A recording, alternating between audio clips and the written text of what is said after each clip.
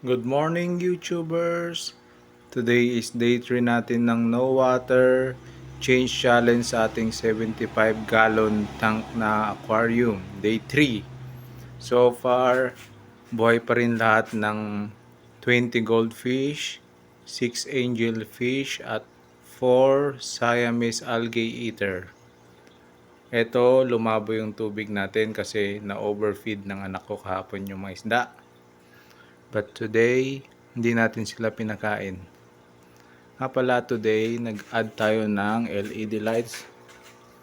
Dalawa.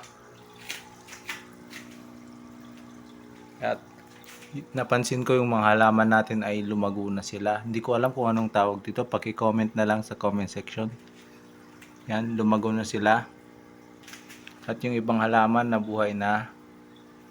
At nagdagdag tayo ng halaman sa ating tank para ma-sustain yung garlic natin, tumubo na. Yun lang po. So far wala namang namatay na isda. Naging blurred lang yung tubig pero hindi tayo magpapakain ng isda today.